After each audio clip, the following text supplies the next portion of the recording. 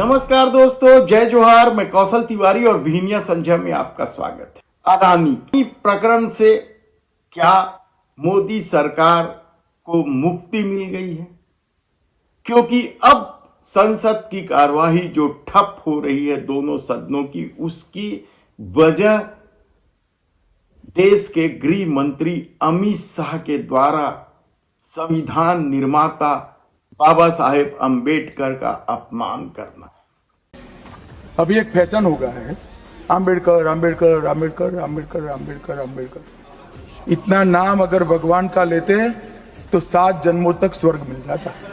और अब तो कांग्रेस के राष्ट्रीय अध्यक्ष मल्लिकार्जुन खड़गे ने गृह मंत्री अमित शाह से इस्तीफा भी मांग लिया और कह दिया है कि इस्तीफा के अलावा कोई रास्ता नहीं बचा अमित शाह के पास, क्योंकि उन्होंने बाबा साहेब का अपमान किया है। निश्चित रूप से संविधान को लेकर हमेशा से ही आरएसएस और भारतीय जनता पार्टी निशाने पर रही है और शायद यही वजह है कि राहुल गांधी ने एक हाथ में मनुस्मृति और एक हाथ में संविधान की किताब लेकर भारतीय जनता पार्टी पर तीखे प्रहार किए थे।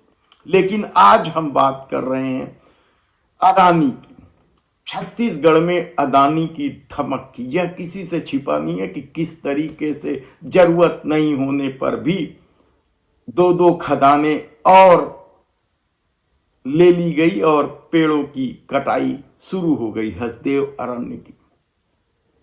लेकिन सवाल अडानी के हसदेव का नहीं है और न ही आज सवाल अडानी के उस पावर प्लांट का है, बल्कि आज अडानी के सीमेंट कारखानों का है।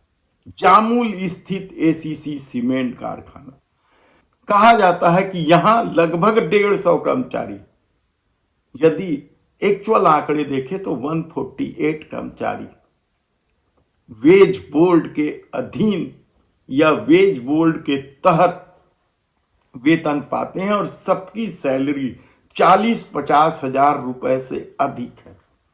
और इन कर्मचारियों को अब फरमान जारी कर दिया गया है। क्या फरमान जारी किया है यह बताएं, उससे पहले हम एक और फरमान का जिक्र कर देते हैं, जिसके तहत शनिवार को एसीसी सीमेंट कारखाने में कर्मचारियों को आधे दिन की दी जाने वाली छुट्टी समाप्त कर दी गई है और कहा गया है कि छुट्टी किसी को नहीं मिलेगी और इसे लेकर कर्मचारियों में आक्रोश है।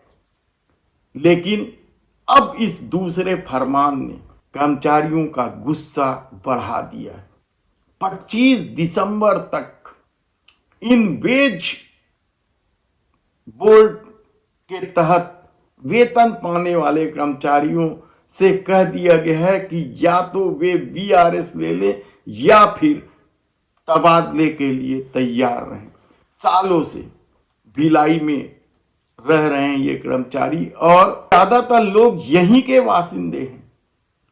उनका घर खेत सब कुछ छत्तीसगढ़ में है और ऐसे कर्मचारियों को अब फरमान जारी कर दिया गया है कि वे वीआरएस ले ले।